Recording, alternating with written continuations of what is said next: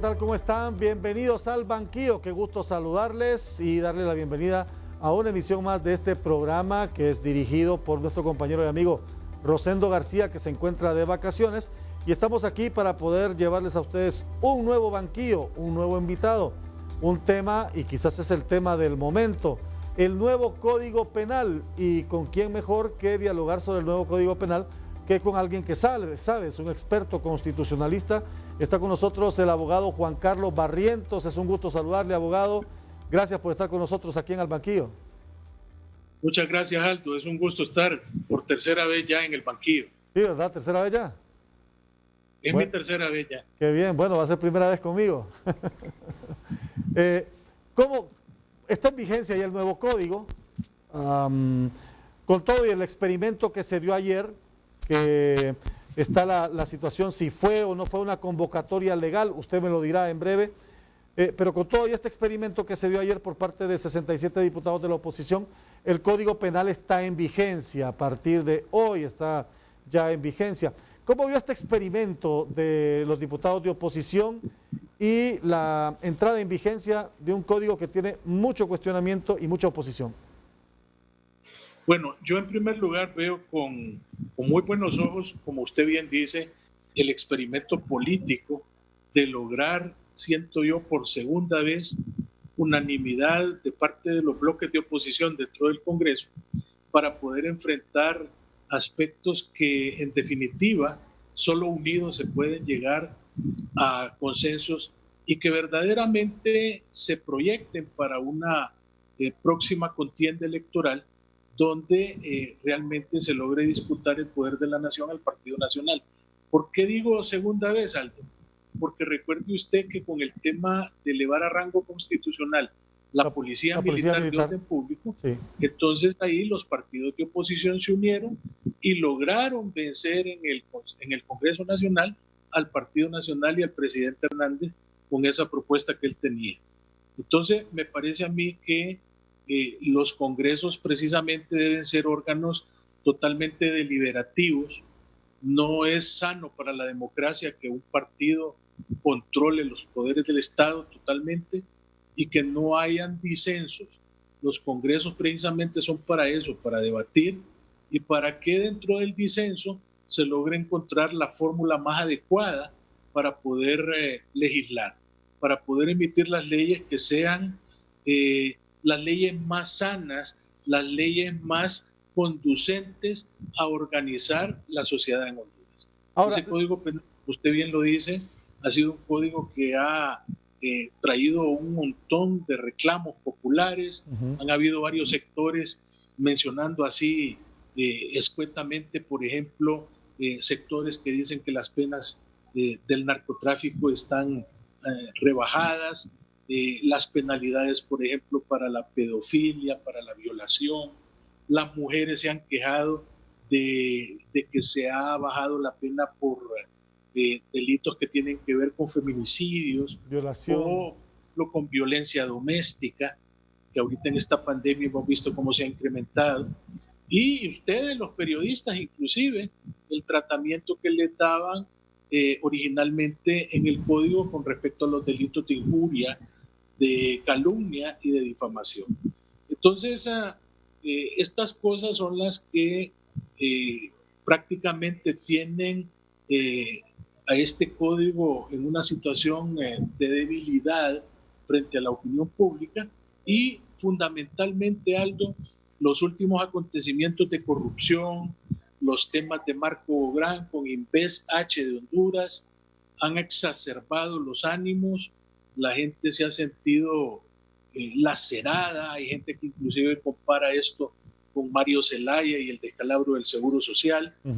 Y este tipo de cosas frente a la entrada en vigencia de un nuevo código que ha sido bautizado por muchos sectores como el Código de la Impunidad, porque trata de manera leve, light, con guantes de seda el tema de la corrupción.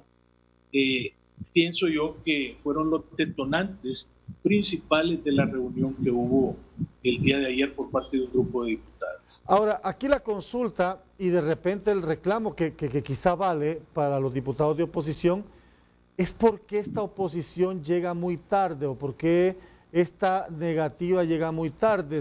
2 años y fracción discutiendo ese código y resulta que los defectos del código o los argumentos en contra del código surgen no desde el Congreso Nacional, sino desde fuera del Congreso Nacional. Surge de parte de algunos juristas, surge de parte de fiscales, surge de parte de organismos de la sociedad civil. Reitero, lo de ayer es histórico y como usted lo decía, segunda vez, pero me parece que llega también a distiempo. No llega en el momento en que debió llegar, porque eso se aprueba con más de 100 votos en el Congreso. Le voy a decir algo que usted tiene absolutamente toda la razón. Yo pienso que lo de ayer, no solo lo de ayer llega a destiempo todo lo que está relacionado con este nuevo Código Penal. ¿Por qué razón? Porque este código fue aprobado no por este Congreso, fue aprobado por el Congreso anterior. Sí. El Congreso anterior estuvo prácticamente casi un año debatiendo este código. Y en ese Congreso anterior habían bancadas de oposición. Estaba la bancada de Libre, estaba la bancada del Partido Liberal, y entonces en esos procesos de discusión y de debate del Código Penal, yo no recuerdo haber escuchado críticas o ataques o situaciones en las cuales descalificaban los artículos de ese código. Yo creo que hubo un proceso de socialización. Yo recuerdo que se invitaron a diversas instituciones de la sociedad civil para que se pudieran pronunciar y la comisión de dictamen definitivamente socializó el código.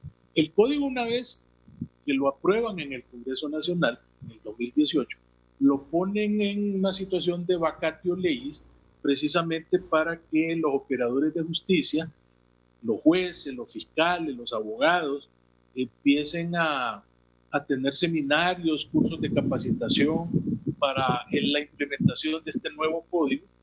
Y en ese momento tampoco usted escucha de que hayan habido ataques contra el código o reclamos o situaciones en las cuales se hubiera pedido que se produjera algún tipo de mecanismo que permitiera que se enmendaran estas cosas. Prácticamente yo siento que esto ha venido prácticamente a partir de finales del año pasado y principios de este año a tratar de conseguir de que este nuevo código pudiera tener cambios. Y lo más penoso, porque para mí es penoso, que un día antes de la entrada en vigencia del código se pongan a hacer reuniones virtuales cuando tuvieron 45 días de la vacatio última para poder hacer algo dentro del Congreso. Ahora, así rápidamente, para ir entrando en la temática de discusión, usted dijo ayer que la convocatoria no fue legal. No fue legal. Los artículos que cita la oposición, que citan otros sectores, de que sí faculta a este grupo de diputados para convocarla, dice usted que no son fundamento para eso. Fíjense que el fundamento esencial de esa convocatoria que hicieron el día de ayer es el artículo 191 de la Constitución. Ese artículo dice que 5 diputados pueden pedir la convocatoria a una sesión extraordinaria del Congreso Nacional, pero ese artículo establece un requisito esencial y dice que únicamente en el caso de que se haya impedido la celebración de la sesión. O sea que aquí el kit del asunto, la parte medular, la parte fundamental, la parte que totalmente nos interesa a nosotros establecer es si ahí hubo un impedimento para que los diputados pudieran llevar a cabo sus sesiones. El hecho de que tuvieran que sesionar hoy... Perdón, el hecho de que tuvieran que sesionar hoy. Bueno, el asunto es de que, en primer lugar, usted tiene que demostrar que le impidieron tener una sesión. ¿Y cómo usted lo va a demostrar? Le voy a poner un ejemplo figurado. Resulta que viene el Poder Ejecutivo y rodea de tanquetas el hemiciclo legislativo y no permite que los diputados sesionen. Como pasó en tiempos de Mel Zelaya, por ejemplo, cuando iban a elegir a la Corte Suprema de Justicia. Que venga, por ejemplo, la Policía Nacional y acordone todas las calles de acceso al Poder Legislativo y los diputados no puedan ingresar. Que venga, por ejemplo, el doctor Mauricio Oliva y ponga guardias de seguridad privada en la entrada del Congreso y diga, aquí solamente van a entrar los diputados de la bancada del Partido Nacional. Que no tuviéramos actualmente los sistemas virtuales de Zoom o cualquier otra modalidad para realizar conferencias virtuales. Lo interrumpo un momentito. En la pandemia no se pueda llevar a cabo la reunión de manera presencial porque el COVID-19 no nos permite salir a la calle. En esos casos sí sería factible, sí sería permisible que operar el artículo 191. Y el hecho de que por el estado de emergencia que estamos atravesando el país, el Congreso no convoque a las sesiones que debe de convocar, por ejemplo, que son martes, miércoles y jueves. Mire, ahorita estamos dentro de los periodos normales de sesiones del Congreso Nacional, ¿sí? Periodos que se conocen con el nombre de periodos ordinarios. ¿Cuáles son los periodos extraordinarios? Cuando el Congreso entra en receso. Porque el Congreso, recuerde que tiene recesos. Pero en este momento no está en receso. No, estamos de acuerdo. Debería pero entonces estar sesionando. En esos casos es que cabe una medida de asamblea o sesión extraordinaria. Entonces pero si estamos ahorita en un periodo ordinario, no cabe pedir una asamblea o una convocatoria extraordinaria para sesiones del Congreso Nacional. Entonces le vuelvo a preguntar, la pandemia, que por la pandemia el Congreso Nacional no ha convocado regularmente a sesiones como lo hace acostumbradamente martes, miércoles y jueves. Pero lo ha hecho de manera virtual. Y de hecho ya se han llevado a cabo más de 4 sesiones virtuales.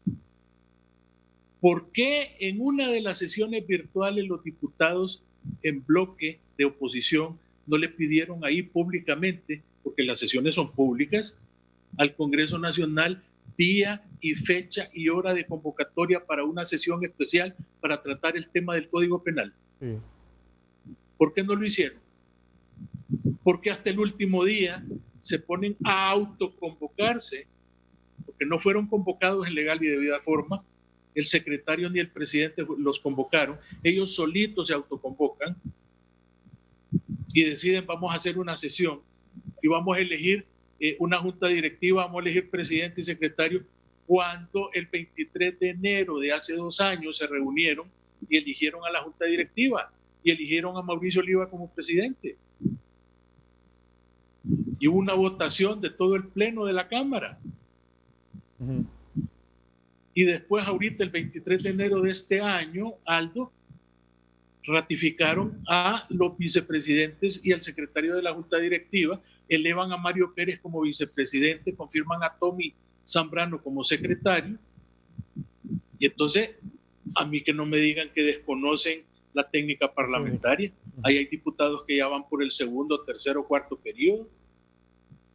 Eso lo que señala es una clara y evidente ignorancia de la ley que no puede ser permisible en un representante del pueblo. Sí, bueno, ya me va a ampliar sobre estos temas porque tengo un par de consultas para terminar de aclarar si en periodo ordinario nos encontramos en este momento, aunque sea por reuniones virtuales. Estamos al banquillo con el abogado Juan Carlos Barrientos hablando del nuevo Código Penal. Volvemos.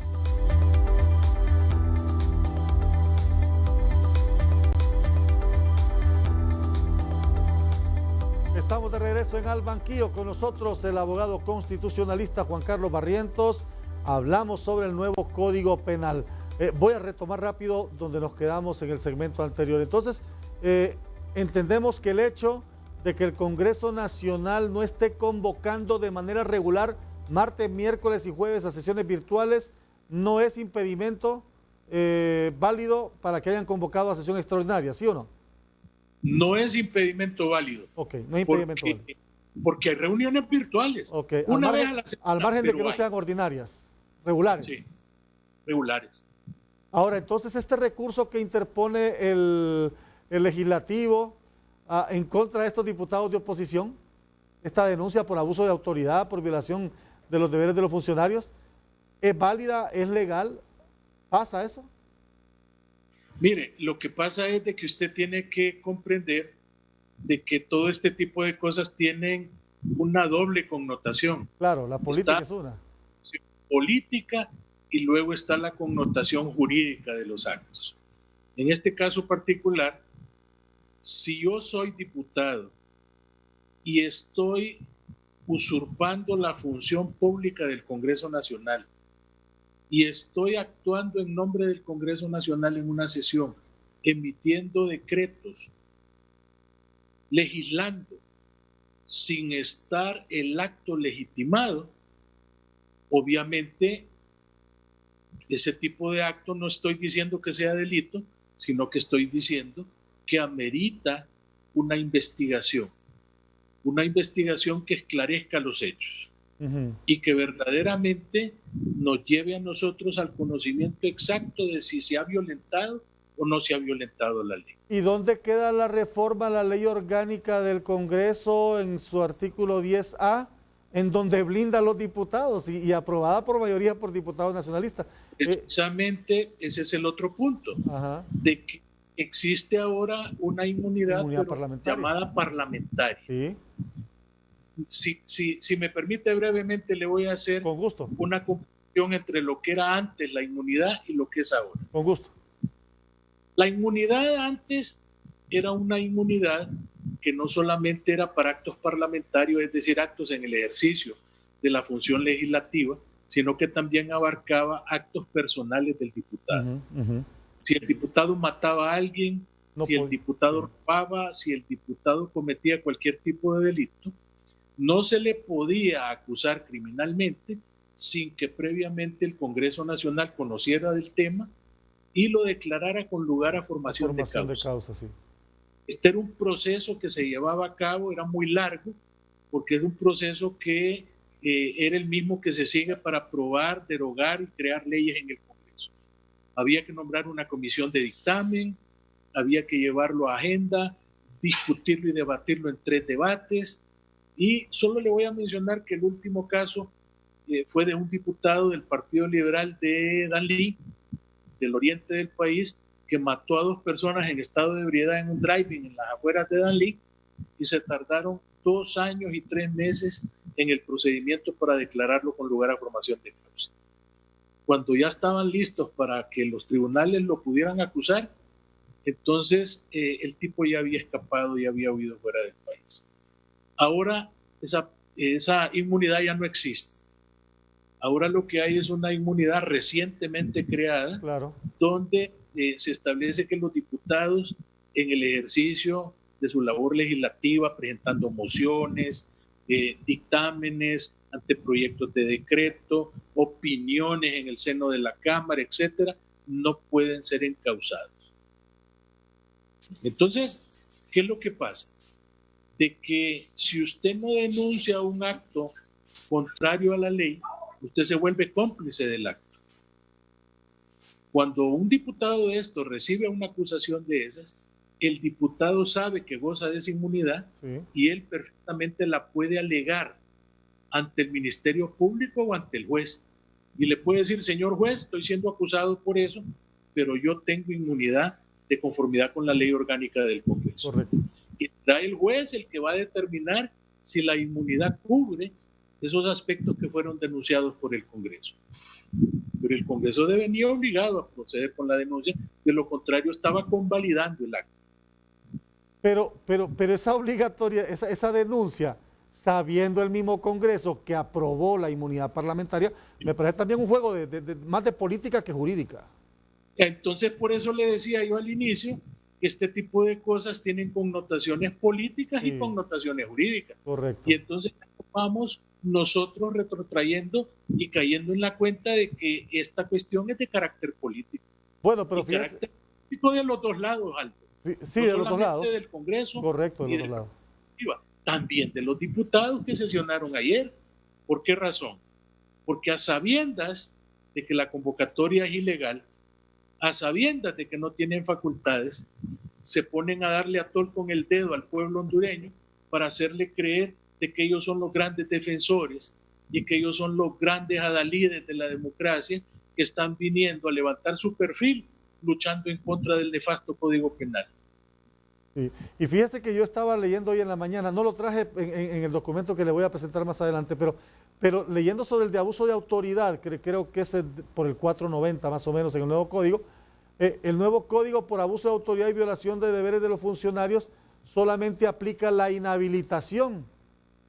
El código que estuvo en vigencia hasta ayer le aplicaba cárcel de 3 a 6 años más la inhabilitación. O sea que aunque le apliquen el nuevo código, a lo sumo llegarían a la inhabilitación.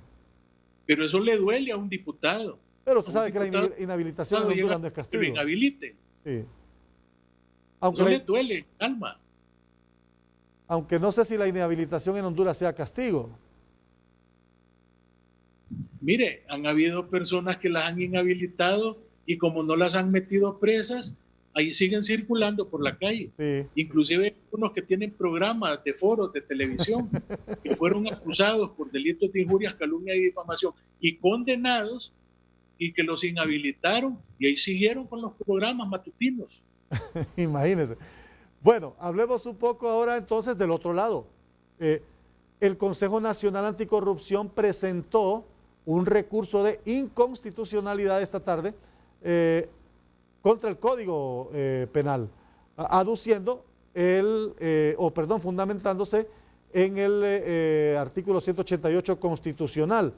Estamos en estado de emergencia y en estado de emergencia no pueden aprobarse ni aplicarse otras leyes u otros delitos.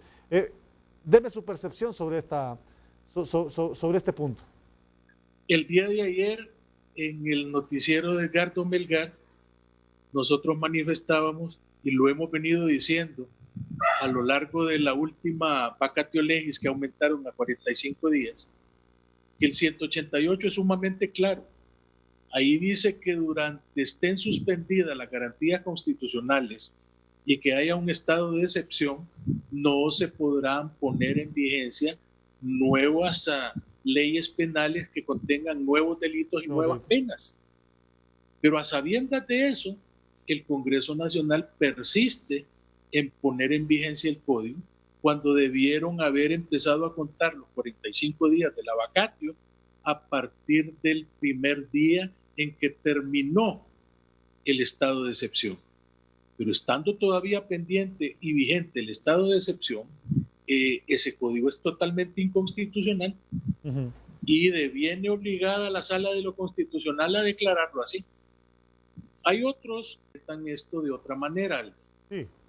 Dicen ellos que como el código fue aprobado en el 2018 y fue publicado en la Gaceta en esa misma época, que entonces no se trata de leyes nuevas, sino que son leyes que surgieron precisamente antes del estado de excepción, antes de la pandemia, porque el estado de excepción inicia el 15 de marzo de este año. Sí. Entonces ellos dicen que no le cubre el 188 a este Código Penal, pero yo no estoy de acuerdo con eso, respeto la opinión de estos abogados, pero no la comparto por el hecho de que las leyes usted las puede aprobar en el Congreso Nacional, pero cuando realmente se van a convertir en leyes obligatorias para el pueblo hondureño, va a ser cuando estas leyes entren en vigencia. Excelente. Sí. Y esta vigencia hasta hoy a las 12 de la noche. Entonces el argumento del 188 es válido, es decir, la Sala de lo Constitucional, dice usted, deviene en declarar este código inconstitucional. Así es, porque este código, a pesar de que fue aprobado en el 2018 y publicado en la Gaceta en esa época, entró en vigencia hasta hoy. Si hubiera entrado en vigencia en aquella época, eso sería totalmente diferente, pero ese código entró en vigencia hoy, y hoy están suspendidas las garantías constitucionales. Y ahí tenemos en pantalla el artículo 188, que establece que el territorio en que fuesen suspendidas las garantías expresadas en el artículo anterior, que es el 187, se regirá durante la suspensión por la ley de estado de sitio, pero ni en dicha ley ni en otra alguna podrá disponerse la suspensión de otras garantías que las ya mencionadas. Tampoco podrá hacerse durante la suspensión declaraciones de nuevos delitos ni imponerse otras penas que las ya establecidas en las leyes vigentes al decretarse la suspensión. El 188 es claro entonces, abogado. La ley es vigente hasta que entra en vigor, es decir, hasta que comienza a aplicarse. En este caso, el Código Penal, que fue aprobado años atrás, pero entra en vigencia hoy, mientras estamos en un estado de excepción, de emergencia. Es decir, las leyes no son obligatorias porque las aprobó el Congreso.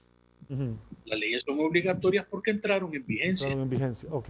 Y la vigencia de la ley es el día de hoy a las 12 de la noche, no cuando la aprobó el Congreso en el 2018. Y yo tengo una pregunta entonces, si la Sala Constitucional declara este código inconstitucional, ¿qué viene? Pues viene que el Congreso, bueno, viene que vamos a seguirnos rigiendo por el claro, por el código anterior. Anterior, ¿eh? Por el Código Penal de 1983. Y el Congreso Nacional podría, en este caso, continuar con otra vacatio legis para tratar de ver más o menos o especular el tiempo que puede continuar durando la suspensión de garantía constitucional. O sea que la figura de inconstitucionalidad es sobre la aplicación, sobre la vigencia, no sobre el instrumento. Es correcto, no es por el contenido del documento, sino nada más por el momento procesal mediante el cual se está aplicando esa norma. Este no es el momento.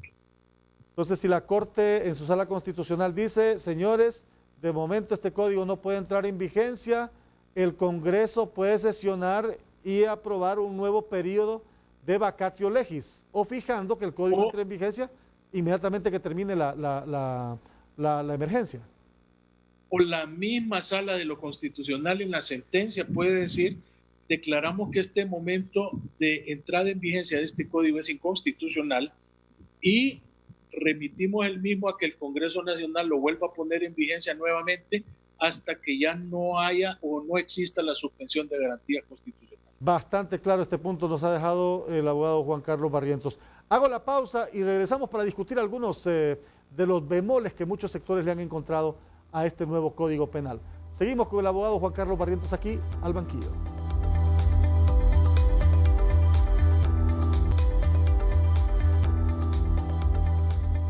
Estamos de regreso en Al Banquillo hablando sobre el nuevo Código Penal. Con nosotros el abogado Juan Carlos Barrientos, abogado constitucionalista.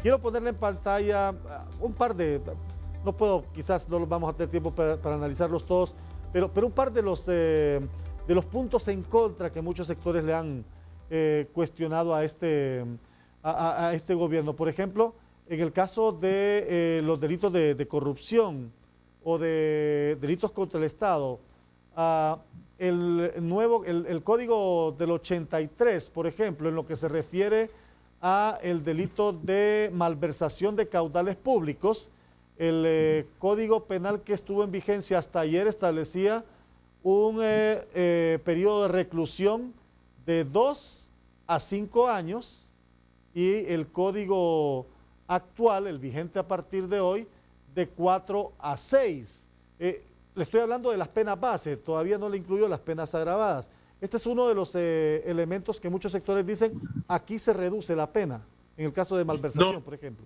No, ahí no es cierto, Aldo. Disculpe, pero creo que están equivocados los sectores que dicen que aquí se reduce. En el anterior código era de 3 a 5 años. En el anterior código, de 2 a 5. De 2 a 5. De 2 a 5 los delitos son fiables, Aldo. Y son conmutables. Usted paga 10 pesos y con eso evita ir a prisión y sale libre al día siguiente de la cárcel. En el nuevo código le ponen 6 años. De 4 en a 6 6. años no es viable y tiene que cumplir con la pena. En el anterior código, el delito de malversación partía a partir de 1.000 empiras. En el actual, a partir de 100.000. Ahí sí estamos de acuerdo. Aunque considero que 1.000 empiras es demasiado bajo. Pero bueno, lo que pasa es que malversar 1.000 empiras o malversar 100.000 al final es el mismo delito.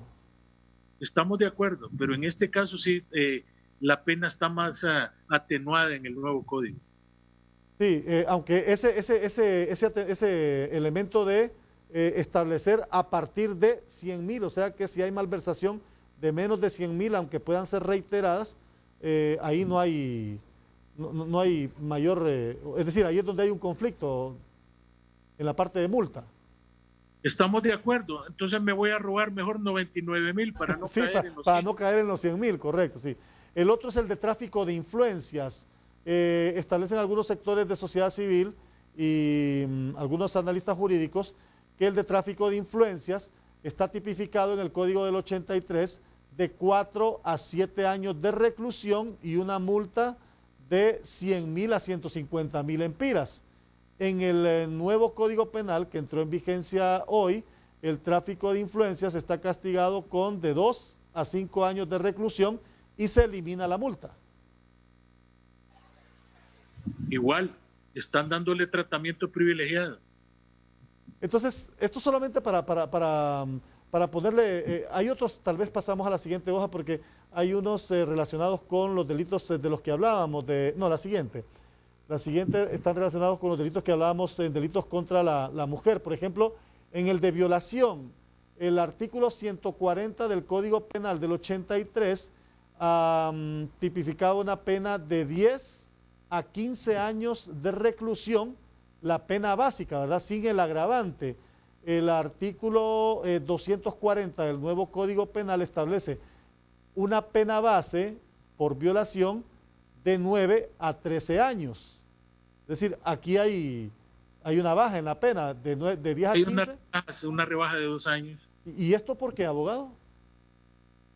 Mire, fíjese que yo no soy penalista, pero lo que siempre he escuchado decir de los amigos penalistas es de que lo que a ellos les interesa más en la regulación penal es la rehabilitación del delincuente, la creación de medidas preventivas para la comisión del delito, y que ellos consideran de que más bien la tendencia moderna es a volver las penas más leves, es decir, bajarlas. Contrario censo a la idea popular de que la gente quiere sangre y que si ahorita en el código aparece que la pena es de 10 años, la gente quiere que le pongan 50.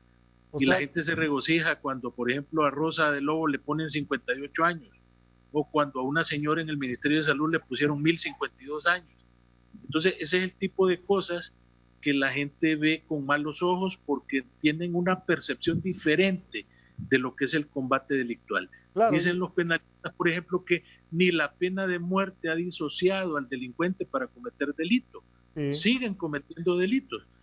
Lo que sí yo quisiera puntualizar, Aldo, y ese es algo que siempre lo he tenido como inquietud y la gente poco lo menciona en los foros de opinión, es que el Código Penal del 83 tenía un artículo que decía que nadie podía cumplir una pena superior a 30 años. De tal manera que usted lo podían condenar a 50 años y lo único que iba a cumplir eran 30. Eran 30, sí. Usted podía asesinar, usted sabe que el delito de asesinato, la pena máxima son 30 años en el código anterior. Pues usted podía matar a 20 personas y si le multiplica 20 por 30 son 600 años, pero usted solo va a cumplir 30. Sí. La pregunta es, ¿y eso ha sido superado en este código nuevo? ¿O persiste ese vicio? Porque ese sí es un vicio. Claro. Entonces, lo que yo siempre he manifestado, Aldo, es lo siguiente. Si el kit del problema o el leitmotiv de los asuntos relacionados con este Código Penal son la levedad de las penas, ¿por qué entonces el Congreso Nacional, como una medida populista, no decide en una sesión aumentarle la pena a los delitos. ¿Qué cuesta hacer eso? ¿Qué gran trabajo implica subir las penas? Tendrían que contratar asesores legales españoles, extranjeros, para que vengan a decirle, miren, no le ponga 13, póngale 15. Sí, porque en vez de 15, póngale 20. En algunos delitos, en algunos casos, necesita para eso. Porque en algunos casos, por ejemplo, este de violación, usted sabe que es un delito de mucho impacto. Impacto en la víctima, impacto en los familiares de la víctima e impacto social. Entonces, cuando usted dice, antes al violador lo castigaban con 10 a 15, pero ahora lo castigan con 9 a 12 o 9 a 13, dice usted, está favoreciendo al victimario y perjudicando a la víctima en el sentido del derecho legal. La gente no lo entiende como que es un acto de que paralelamente se van a crear condiciones rehabilitatorias o preventivas de ese tipo de delitos. La gente lo que quiere es ver sangre, lo que quieren es un linchamiento. Entonces, si usted sabe que esa es la idiosincrasia que tiene el pueblo, ¿por qué ir entonces nadando en contra de la corriente y creando frentes que lo único que hacen es elevar el sentimiento de la protesta social?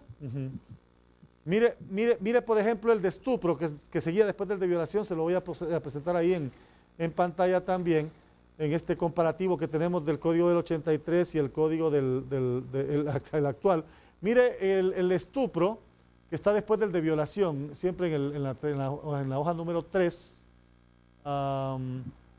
por el delito de estupro, ahí está, no, ese es pornografía infantil. Bueno, miremos pornografía infantil. En pornografía infantil, el Código del 83 tipifica una pena de 10 a 15 años y multa de 200 a 300 salarios mínimos.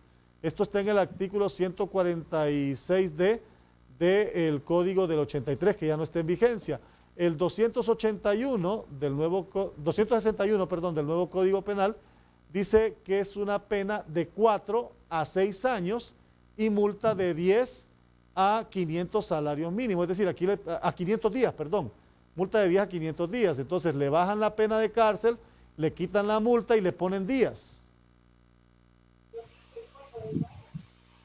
Totalmente desproporcionado, porque ese es uno de los delitos más odiosos que hay. Y el de la pornografía infantil. Ese es el cálculo para los delitos de pedofilia. Entonces coincidimos, abogado, en que en efecto hay cosas buenas en este código, pero también hay elementos como este, que solo hemos analizado unos cuantos por el tiempo, pero seguramente en los espacios de opinión podemos hacer otro análisis similar de que hay delitos en los que las penas bajan y que eso es lo que molesta a ciertos sectores. Estamos totalmente de acuerdo, Aldo.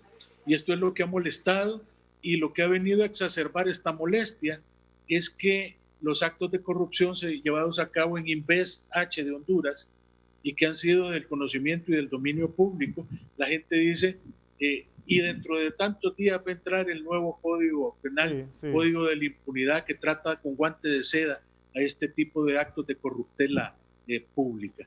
Entonces, son actos que van concatenados, Aldo, y llega un momento que producen descomposición social. Por eso es que yo le digo a usted, sanamente el Congreso Nacional debe de reunirse y este tipo de cuadros comparativos, empezar a verlos con frialdad y a colocarlos en una posición que permita que el pueblo hondureño vea que realmente el castigo está siendo ejemplarizante, aunque usted no logre controlar la criminalidad, pero que por lo menos se sienta la satisfacción social de saber que un violador o de saber que un pornógrafo o un pedófilo va a estar su buen tiempo guardado en prisión, o que un corrupto que ha dilapidado obscenamente los fondos del Estado en una pandemia, que aparte de quemarse en el infierno, que también se quemen las ergástulas penitenciarias, y no por un periodo corto de tiempo ni con una multa, sino que realmente le pague a la sociedad. Hago la última pausa y regresamos con el abogado Juan Carlos Barrientos aquí al banquillo.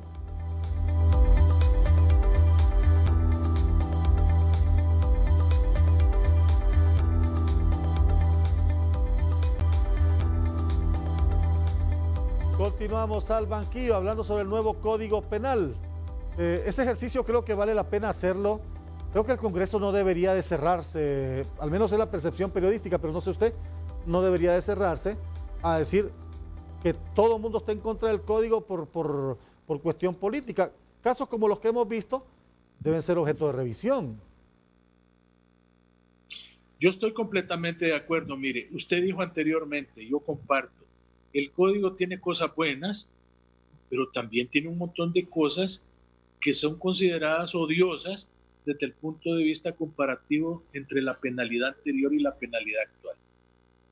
Uno no debe enamorarse de sus cosas pensando de que lo que uno hace es perfecto y que no puede ser sujeto a ninguna crítica.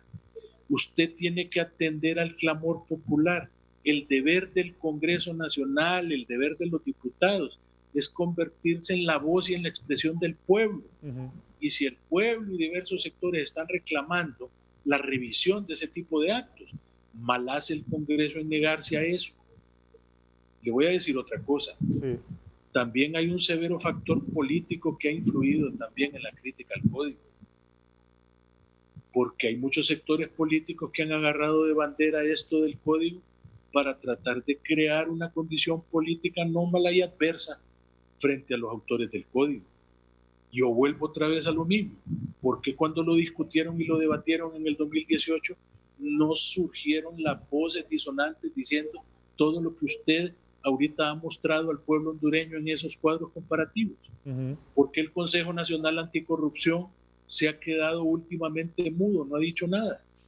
¿Por qué en estos periodos anteriores a la puesta en vigencia del Código Penal no se ha hecho ningún esfuerzo por parte de entidades como, por ejemplo, los claustros de profesores de las facultades de Derecho, el Colegio de Abogados, las barras de abogados? ¿Por qué únicamente hemos dejado en un pequeño grupo de personas la crítica a un código que definitivamente enriquece más bien? Yo creo que el Congreso Nacional tiene que brindar apertura, Aldo, para que se produzca esto. Se la brindaron al Colegio de Periodistas, permitiéndoles ir a explicar ahí cuáles eran los mecanismos para establecer los delitos contra el honor. Se lo permitieron a las cámaras de comercio. Yo recuerdo que la Cámara de Comercio y el COEP fueron ahí a quejarse de que querían crear la figura delictiva de la persona jurídica de las empresas. Varios sectores tuvieron la oportunidad de ir. Sin embargo, yo recuerdo que el COEP dijo de que ellos habían presentado todo un catálogo de críticas contra el código y que no les habían hecho caso. Incluso, bueno, no quise presentar el de los delitos contra el honor, aunque sí lo tenía ahí, por efecto de que me interesaba más mostrar otro tipo de delitos que son de mayor impacto y de mayor interés. Ya el CNA interpuso un recurso con pleno derecho, ¿verdad? El CNA lo puede hacer como cualquier otra institución que lo quiera hacer o una persona particular, natural o jurídica. Mire, dice la Ley de Justicia Constitucional, que es la que regula la interposición de los recursos de habeas corpus, habeas data, amparo, inconstitucionalidad de la ley o el recurso de revisión, que ahorita van a llover recursos de revisión, porque los recursos de revisión se dan únicamente en materia civil y en materia penal, y la mayoría de los recursos de revisión en materia penal son cuando hay retroactividad de la ley penal, porque la penal más benigna favorece al delincuente. Y ahorita van a llover la serie de recursos de revisión ante la Corte Suprema. Establece de que cuando usted va a interponer un recurso de revisión, de inconstitucionalidad de la ley, usted lo puede hacer en cualquier momento después de puesta en vigencia la ley, en cualquier momento.